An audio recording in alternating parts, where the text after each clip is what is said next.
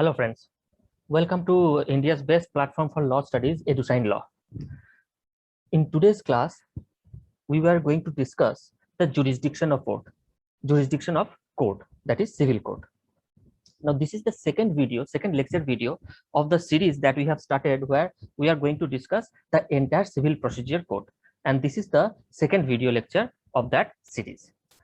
But if you want to join live session of our class, then you can contact in the numbers given in the description. So now let's move ahead with the topic that we are going to discuss today, that is jurisdiction of court. Now see, jurisdiction, the word jurisdiction means authority.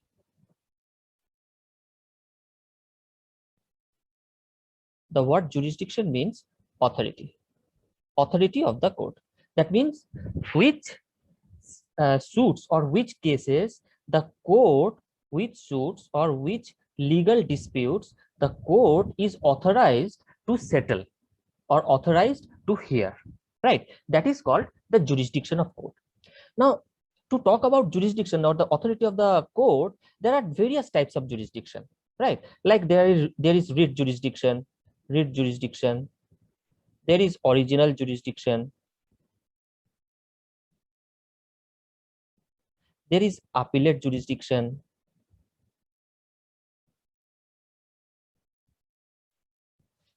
there is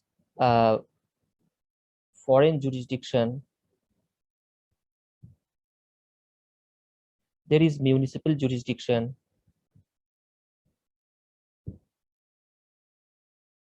there is legal jurisdiction, equitable jurisdiction,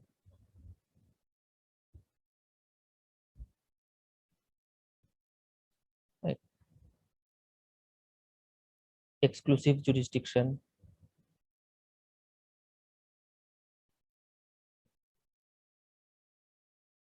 concurrent jurisdiction,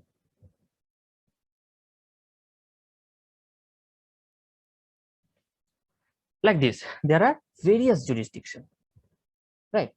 But with regard to our exam, that is several judicial service exam, and different other law exams, there are mainly three types of jurisdiction that is there in the CPC in detail that we have to discuss, because the questions from those three types of jurisdiction actually comes. ठीक है? और ये जो तीन type के जो jurisdiction के बारे में हम जानेंगे, यही सबसे इंपॉर्टेंट है सीपीसी, पूरी सीपीसी में भी. ठीक है? Let's see what are those three types of jurisdiction.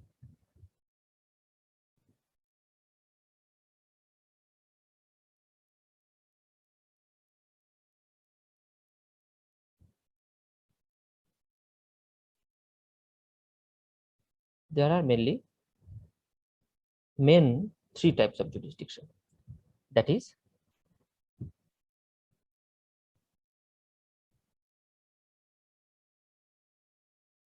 subject matter jurisdiction,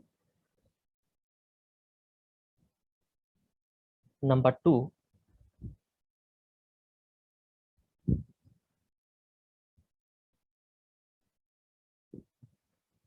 pecuniary jurisdiction, and number 3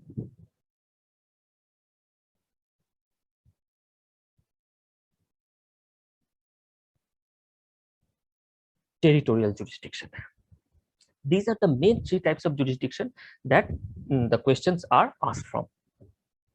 For with regard to subject matter jurisdiction, now in a civil suit subject matter क्या होता है ये जानने के लिए we have discussed this in the lecture 1, right? The elements of civil suit, please refer to that class. वहां पे subject matter के बारे में क्या है, subject matter एक civil suit में, उसके बारे में डिटेल में डिस्कस किया गया है.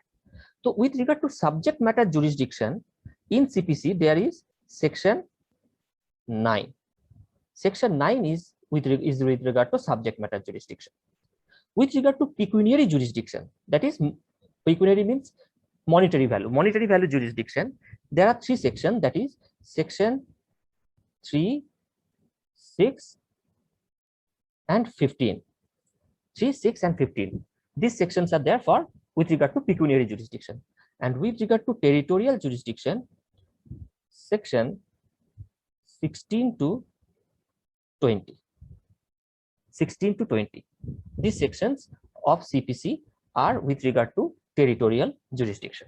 ठीक है, अब टेरिटोरियल मतलब किस प्लेस में वो केस चलेगा। ठीक है ना।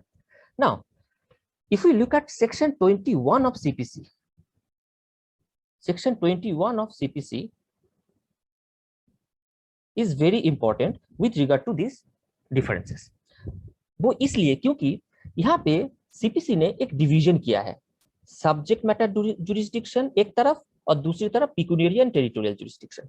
तो यहाँ पे ये बोला जा रहा है कि ये जो टेरिटोरियल और पिक्यूनियरी जुरिस्डिक्शन है, this is not as important as subject matter jurisdiction. Subject matter jurisdiction is more important than this two jurisdiction. यहाँ पे ये बोला जा रहा है कि pecuniary and territorial jurisdiction is only for administrative convenience, is only for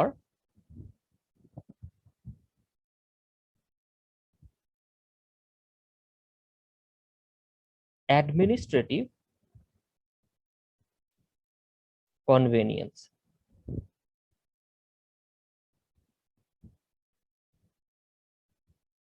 ठीक है, but subject matter jurisdiction is very important. वो इस चीज से समझ में आता है कि एनी कोर्ट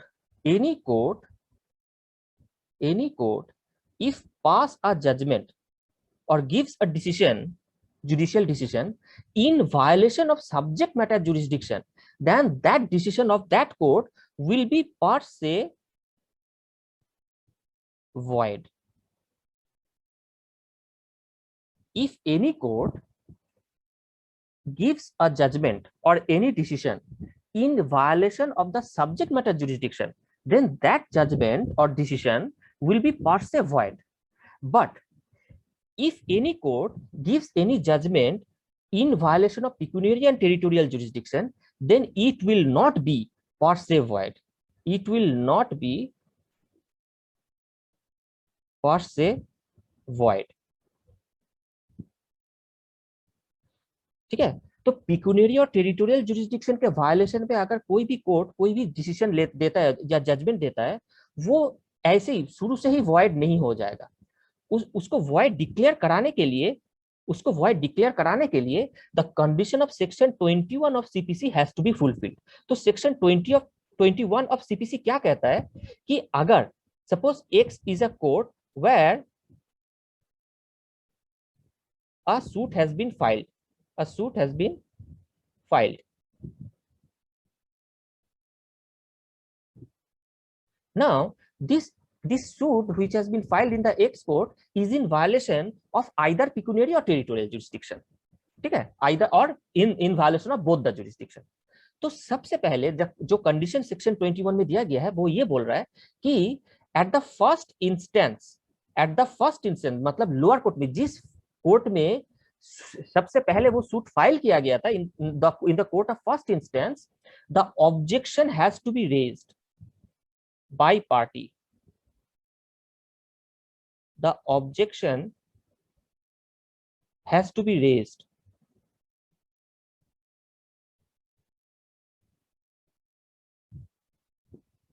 अगर इसके ऑब्जेक्शन पिक्यूनियरी और टेरिटोरियल जुरिस्डिक्शन की वायलेशन की ऑब्जेक्शन को अगर कोई पार्टी रेज नहीं करता है, तो ये मान लिया जाएगा कि उस कोर्ट का जुरिस्डिक्शन है और उस कोर्ट से जो भी जजमेंट आया है that will be considered valid.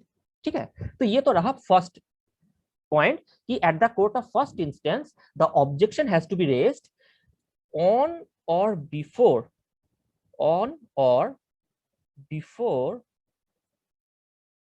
settlement of issues.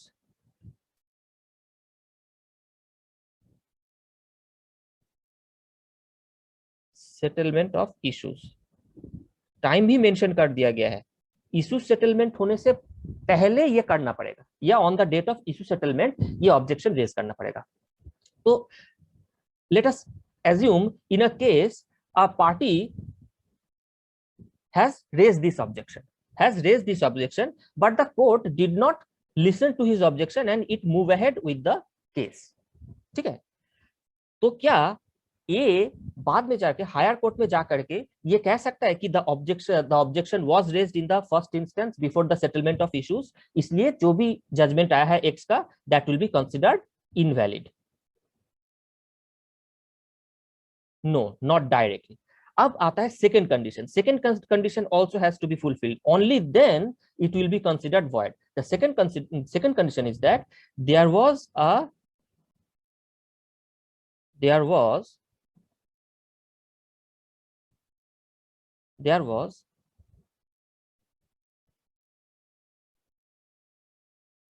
lack of justice.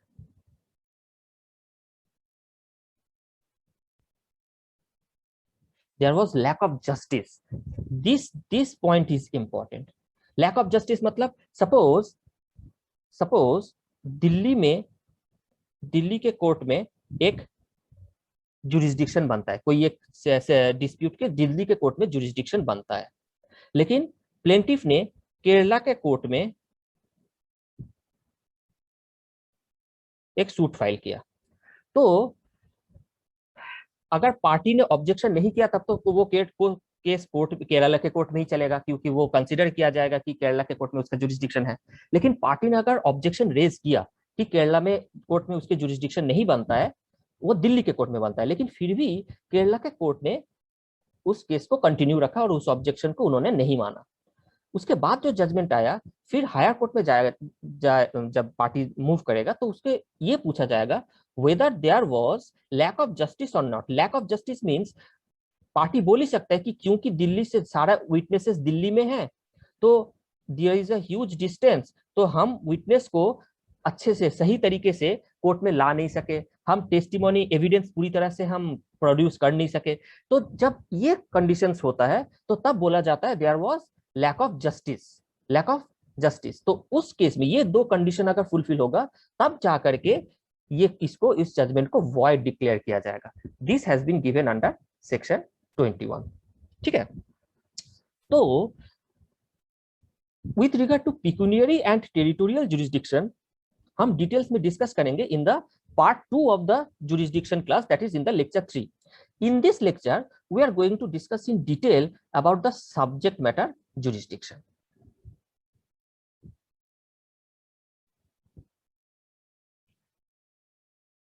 Now with regard to subject matter jurisdiction, there is section 9 of CPC. section 9 of CPC. तो यहाँ पे अंडर सेक्शन 9 क्या बोल रहा है? सेक्शन 9 में क्या बोला जा रहा है कि all the civil court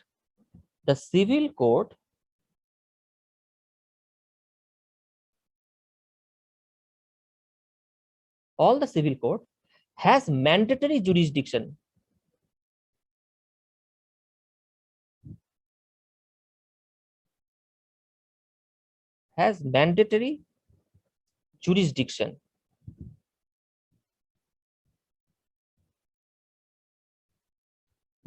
jurisdiction on all the suits of civil nature.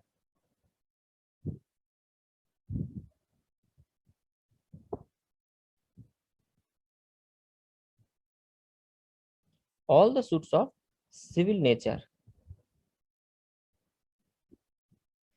unless it is expressly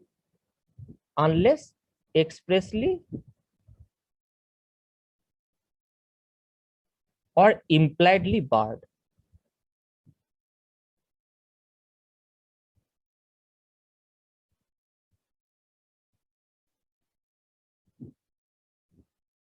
तो एक्सप्रेसली और इम्प्लाइडली बार मतलब either by CPC itself or by any other law or by any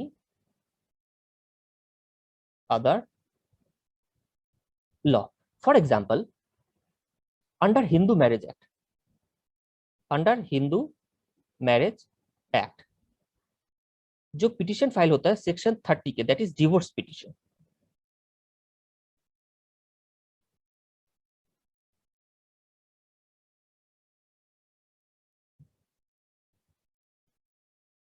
divorce petition, इसमें बोला गया है कि the divorce petition can be move only before the district जज।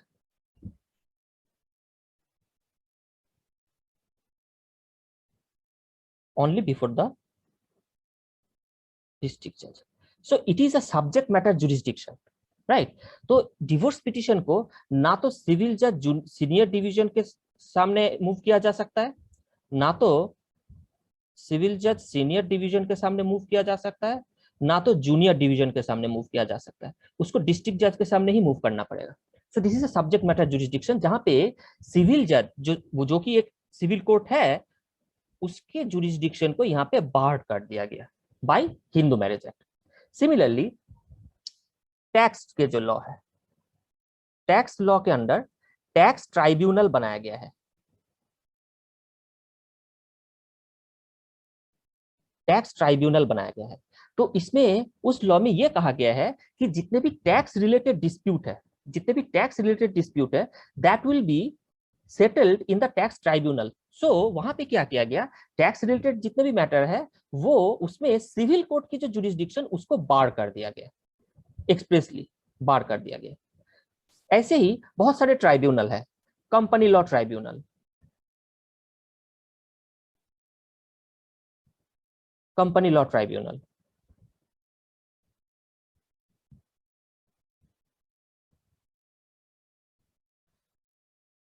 Rent tribunal.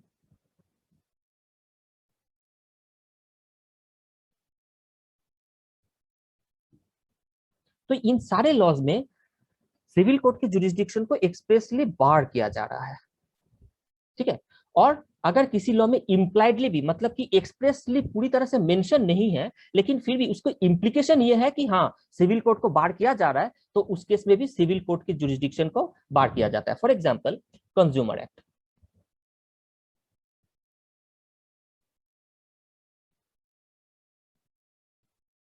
Consumer protection act,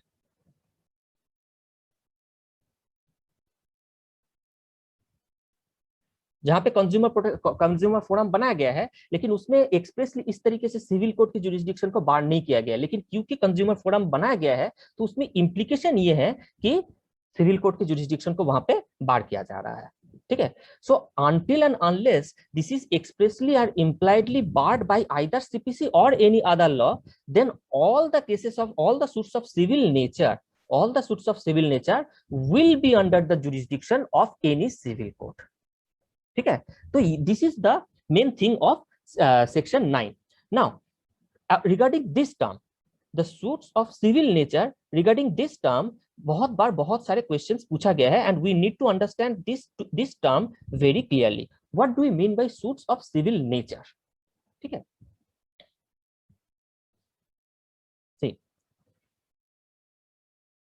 जैसे कि हमने पिछले क्लास में हमने डिस्कस किया था कि any civil suit is about violation of a legal right, ठीक है। Now there can be pure civil suit, there can be pure civil suit. Suppose for example A and B, these two person has entered into a contract and there has been a breach of contract, right? And the suit that will be filed between A and B will be called pure civil suit, because in such suit a pure legal right is in the question, a pure legal right is in the question, right? Now there is another term called suit of civil nature.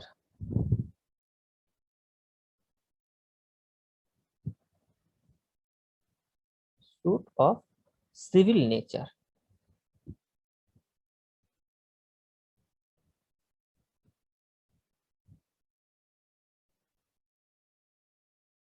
Now the scope of suit of civil nature is even much broader than pure civil suit. तो अगर हम diagram draw करें,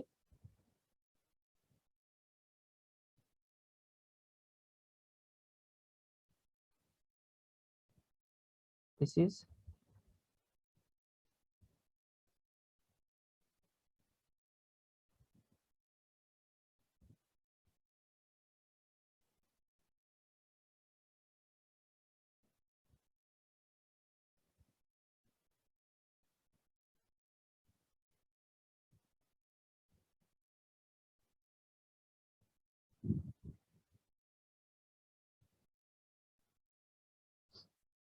so all the pure civil suit come within will come under suit of civil nature, but all the suit of civil nature will not be called pure civil suit.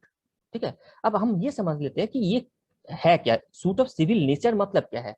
तो जितने भी suit of civil nature है उसमें ये बोला जा रहा है कि the principal question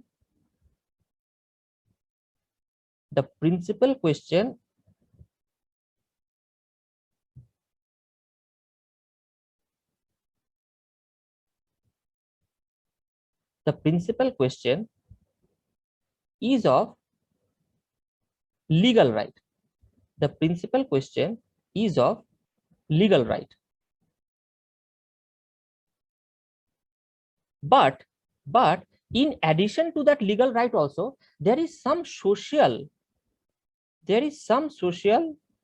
or economical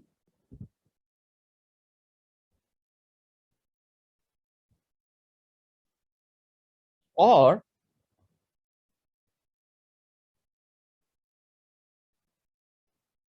religious issues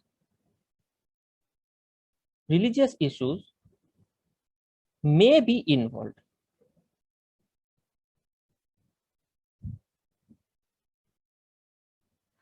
So in such suit of civil nature, the principal question is of legal right, but there may be, in addition to that legal right issue, there may be some social or religious or economical issues may be involved. The best example is recently decided the Ayodhya issue, Ram Temple.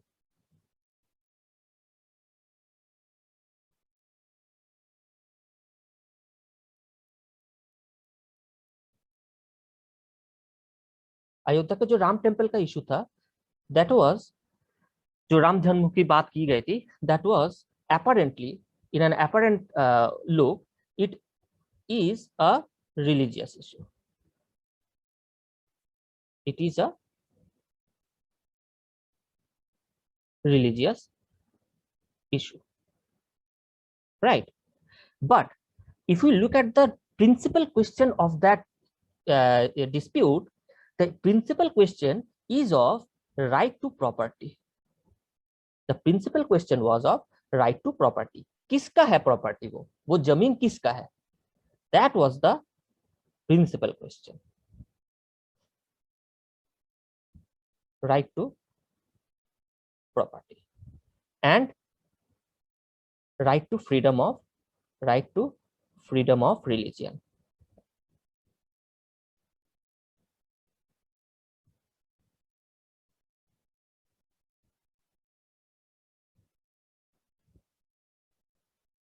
Under Article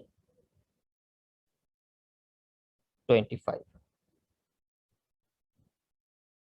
Right. So these are the principal question जो कि legal right की बात करता है, लेकिन उसके साथ एक रिलीजियस इशू उसमें इन्वॉल्व है। तो सुप्रीम कोर्ट का यही कहना था कि this issue is a suit of civil nature, this issue is a suit of civil nature. ठीक है, understanding. Similarly the Sabarimala issue, Sabarimala temple issue,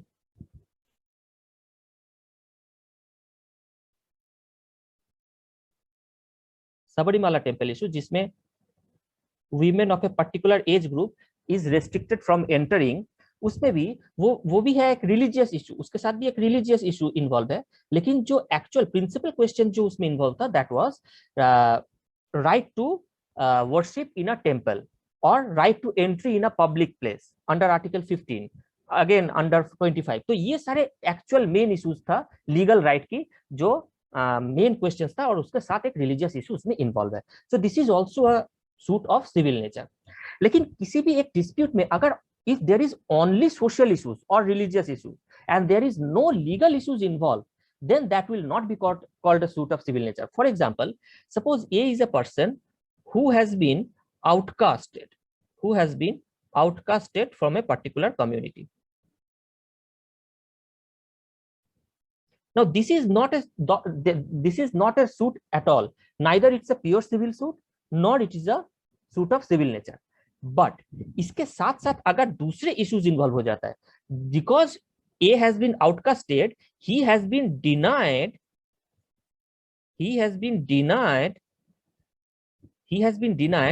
entry in public places. Like bathing ghat and all, bathing ghat, garden, temple, etc. Then this becomes a legal right, violation of a legal right. और if अगर ए को सिर्फ outcast किया गया है और उसके कोई राइट अगर वायलेशन नहीं हुआ है, तो इसमें कोई केस नहीं बनेगा. It will not be a pure civil suit, nor will it be a suit of civil nature. लेकिन अगर बिकॉज ऑफ हिज आउटकास्टेडनेस उसके जो राइट्स है उसकी वायलेशन होता है, उसके डिनाई किया जाता है, then it will be a suit of civil nature. क्योंकि यहाँ पे सोशल इश्यूज के साथ साथ जो प्रिंसिपल क्वेश्चन है वो है एक लीगल राइट की. ठीक है. So this is called the suit of civil nature, and all the suit of civil nature and as well as pure civil suit will be in the jurisdiction of all the civil court until and unless it is barred by any other law or by CPC. Okay. So that's all for in this class. In the next class, we will discuss in detail about the pecuniary jurisdiction and territorial jurisdiction. Thank you.